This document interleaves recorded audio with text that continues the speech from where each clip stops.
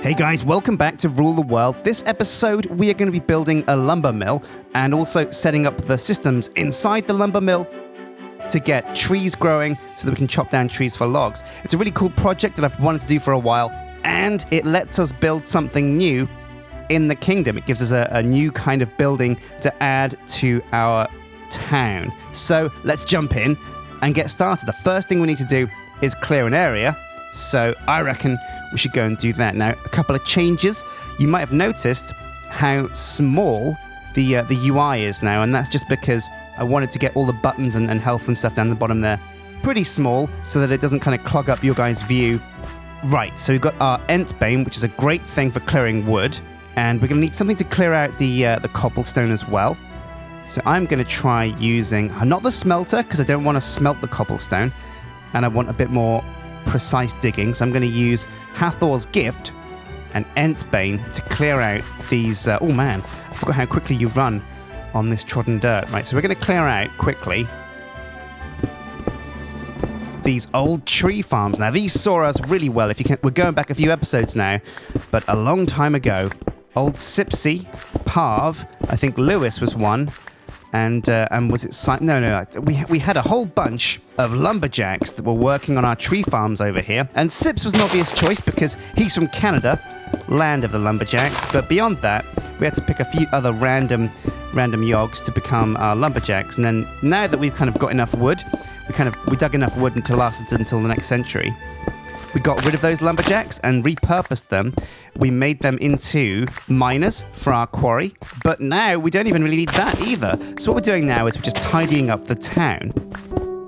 I guess when you start playing Minecraft, one of the first things you need to do is think about, hang on a sec, I need stuff to craft, right? It's mine and it's craft. 2 words, mine, second word, craft. So what you do first is you mine, and then you craft. And mining comes in 2 formats. You can either build a big quarry and dig underground for all the ores and things that grow underground, or you can go for things above ground that you need, like, well, that could be anything from things that spawn from monsters like cobwebs and stuff, string, wool, all the animal kind of resources that come in really handy as well. There's like loads of things that use leather, so it's a really cool thing to kind of gather up. And so that's 2 ways that you have to mine and gather from the world. And now we kind of did that with the quarry. We dug up loads of stuff, and we've got a warehouse full of stuff. And with our tree farms and our animal farms, we've gathered up all the things we really need from trees and from animals. But you know what? When I look at this place, and I do have mana in my flying ring, so I can see. When I look at this place, I keep thinking to myself, you know what? I want to finish this place up and get it looking all beautiful and gorgeous. I'd love to finish this wall as well. I really want to encapsulate the kingdom in it, especially in terms of like defensibility, because at the moment we have a big wall that's facing where Lord Blackwood came from. But you know, that's not going to help us if somebody comes from behind. And quite frequently in Minecraft, enemies come from behind. Like, for example, creepers. They're a real pain in the bum, literally. Like, the amount of times I've had my stuff just completely ruined by creepers, I couldn't count on all my fingers and my toes. It happens so often. Now, another thing is we've still got these tree farm machines from Ancient Warfare, and we might as well just... Ooh, what's inside here? Oh, right. Bounds upgrades and all the upgrades that we dug. We might as well hold on to these tree farms because they might come in handy later on. And back in the day, they were quite tricky to make, especially these upgrades. Oh no, what happened here? It turned my trodden dirt. Oh no, when these pneumatic seeds land on trodden dirt, they turn it into regular dirt? Oh, that sucks. Whoops. So what happens if we dig oh right, so we can keep breaking it, but it keeps trying to plant them. Oh no, we've got a plague on our hands. No! Oh god, we have to pick up these pneumatic seeds or they're going to cause us some major mischief down the line. Now, I've spoken to a lot of people about pneumatic seeds, and most people agree, they are a massive plague. I don't use pneumatic craft, so I don't know what they're used for, but they are the worst thing because whenever they land on grass, they plant themselves and just become a real menace. Oh man, do you remember this? This is where we penned up all of those Ross grunts, and now they're over in the barracks. Alright, so we've dug up all that cobblestone. No sweat. Now it's time. Now this is going to be fun. Now it's time to go crazy with Entbane and clear out this space. Oh my god, yeah, the game is lagging so much because every time I hit these trees, it's tree-capitating them and taking away all of the wood. Whoa! Oh my god, that was a big cascade. But look at all these saplings. We're going to have to clear these up, otherwise they're going to grow on their own. But it is really nice to see this big flat open space because it just screams to me with ideas of what we could do with it.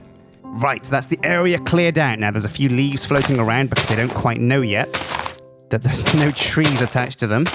But that's fine, we can finish up that job manually. There we go. Looking good. Now, what we want to do now is work out where we're going to put our lumber mill. We've created a lot of space here, a huge amount of space.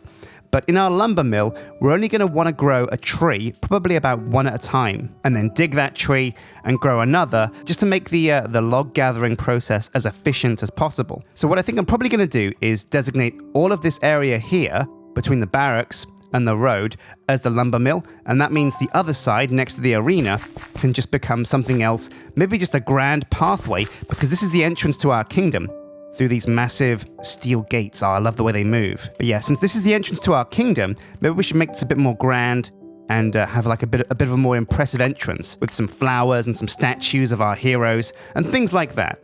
So now it's time to jump into third person and speed build us a lumber mill.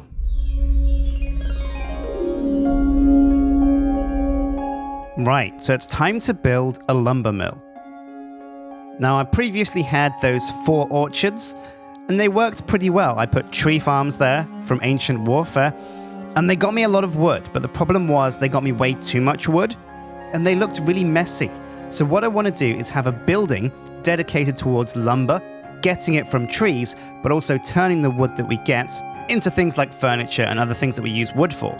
So what I've done here is I've removed all of the orchards, which you saw me do, and now I'm just clearing out the area here that I can use to build the lumber mill. I wanted to kind of not have it too big. I wouldn't need anywhere near as much space as I'd dedicated towards my other tree farms, my other orchards, so I could just cut off a bit next to the barracks to designate as my lumber mill. Now I want the building to be on stilts, I want to make it out of dark wood logs, and I want to build up, have like a nice structure. I wanted to put a layer of fences as well at the bottom, just to give it that look that it's on top of stilts, but that means I can put cobblestone behind the fences to make it look like a really solid building.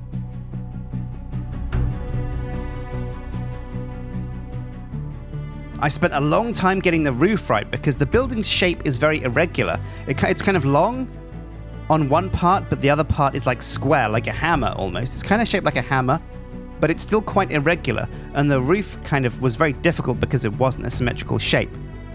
But I did finally arrive at something I was pretty happy with. And there we go. Now I've added a little bit of decoration as well in the form of leaves and red roses and those pink, weird lilac kind of flowers. But I'm really happy with this build. I'm really happy with how it's turned out. I think we're going to leave an area behind the lumber mill to put down some of those Ancient Warfare orchards that we've salvaged, the tree farms, but let's jump in game and get some of the systems up and running.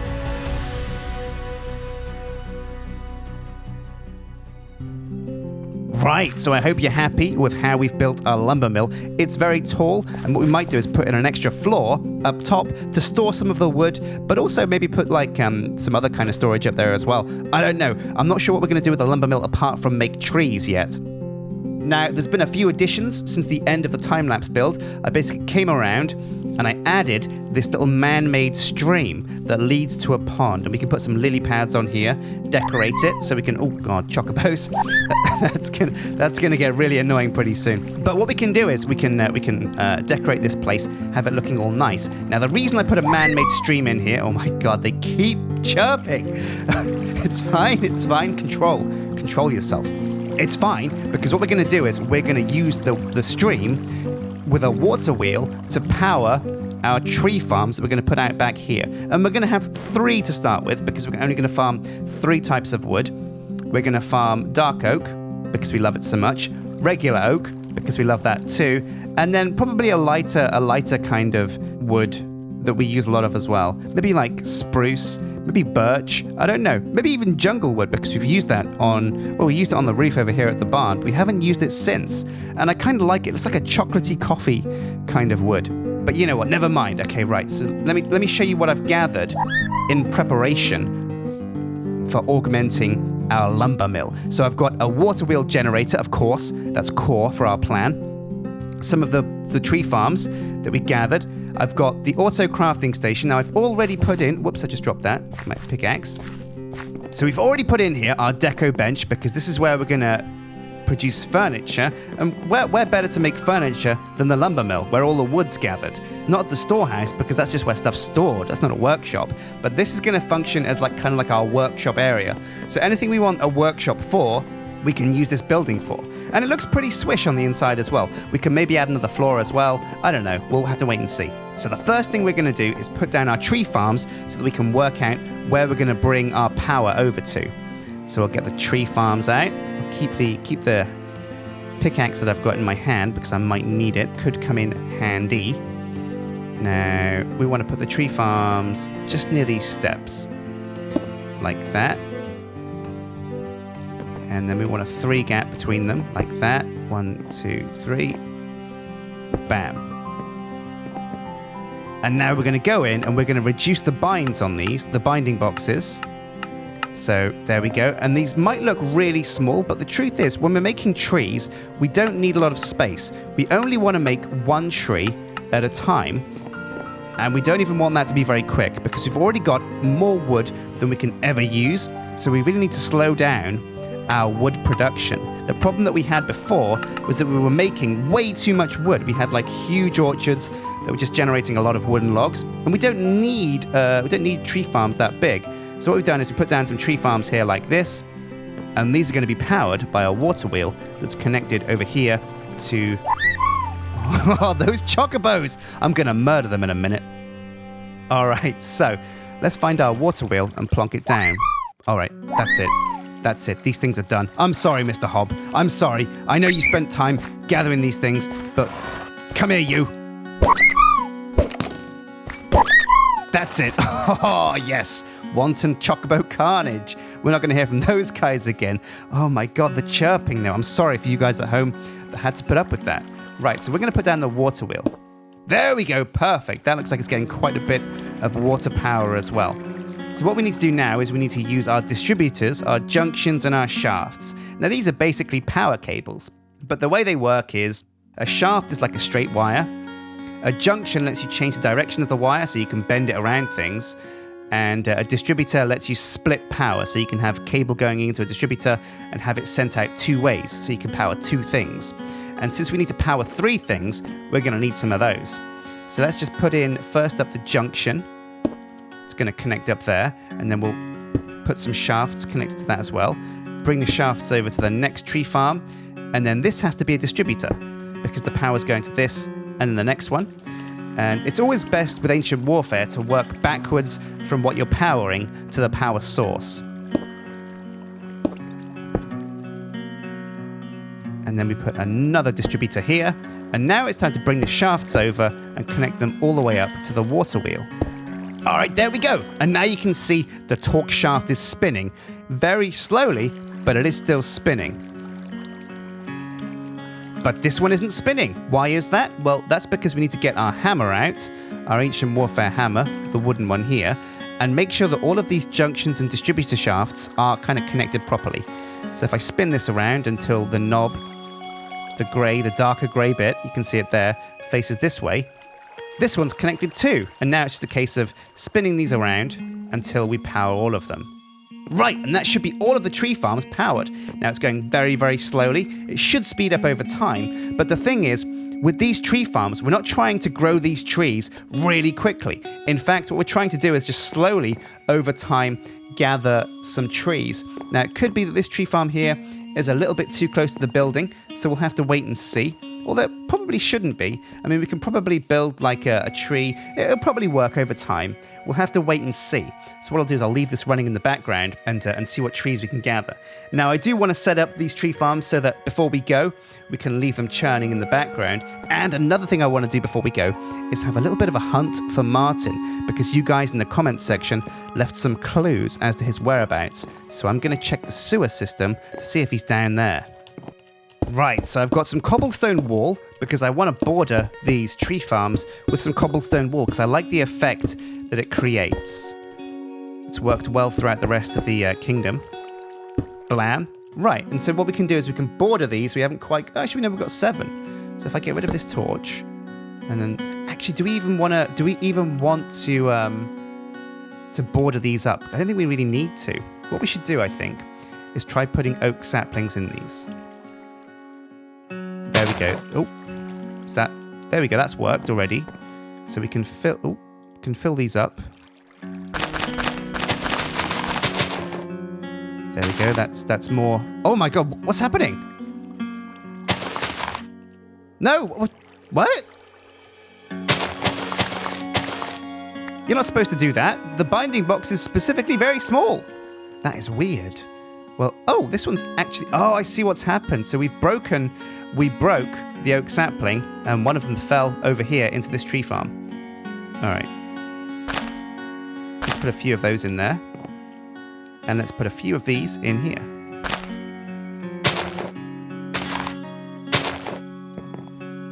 And this looks to be working okay. We've got power going to these things, so it should grow trees over time. And this is automated this time.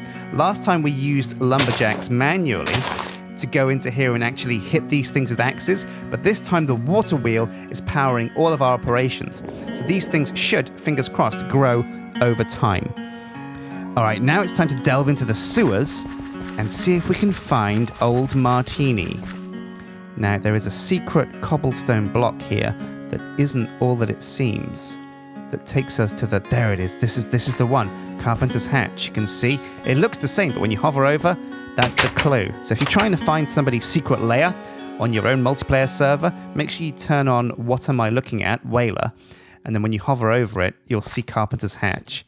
All right, so let's go down here and get on the hunt for old Martyn. Oh, it looks like there's a node down here. Via Zephos, via Nanosounds. So it looks like all these places have... Oh, look, she's still got her shell skin on. All right, let's see if we can find old Martyn. Now, the clue was, you guys said you saw him down here, but this is Martyn. Oh my god, why has he got... What kind of skin has he got? It looks like some kind of weird slave with like a neck chain, like he's enslaved by some kind of weird beast. Is he this way? Man, these sewers are quite big. I didn't realize how big these actually were. Oh, what's this? There's a secret tunnel down here. What is... Oh, right, okay. So this is where Berim does all of his blacksmithing. Wow, this is a pretty impressive setup. Let's just leave that there. Martyn! Yoo-hoo! Well, I'm going to go topside because it looks like... I'm sorry, guys. I had a look down here, but the truth is, Martyn is nowhere to be seen. Never mind. Never mind at all. Next episode, what we're going to do is we're going to expand the lumber mill a bit and oh, look! They work! It works! Now, this tree has grown. Oh, okay, so I've realized the problem here, and the problem is this. When a tree grows, it grows, okay, fair enough, and the leaves spawn on logs, which is cool, but then the tree farm tries to break the tree down, so it gets rid of all the logs. Now, in theory, that should make all the leaves just vanish, but they don't, because they're already touching an existing log. That's right, they're touching the log of the building, the lumber mill, and that's why these leaves just have not vanished. But at least we know it's working, guys. The leaves are the clue that trees are being grown here. So there you go. Once you remove all connections to this, to the logs here, that solves the problem. So how can we fix that? Well, I know one way, and that is using fence posts. What we can do is we can just border this bit with fence posts to shield the wood here against the trees. And so when they grow, the trees won't be touching any logs, they'll be touching fences. And that kind of, it looks a bit ugly, and I would have preferred to not do this. And what we could do is we could use blocks that aren't logs, but they look like logs. So we could use like facade blocks to disguise the building, to make it look like it's made out of logs, but it's not, so the trees will still chop down properly. But that is a solution for next episode, I think. Thanks for watching, guys. I hope you've enjoyed this episode of Rule the World. We're getting closer to finishing our kingdom up. And fingers... Oh, there we go. We can see a tree in the background. Oh, yeah, look at that. That has... Oh, yeah, is it going to dig that? There we go. Yeah, this lumber mill is working perfectly, and I can even hear it and see it happening behind me in the background. Well, thanks for watching, guys. Hit like and subscribe, and I'll see you next episode when we might be building the jail cell, as well as building a villager to be our NPC lumberjack. So until next time, guys. Oh, man, I'm going to get out of this rain. Take care.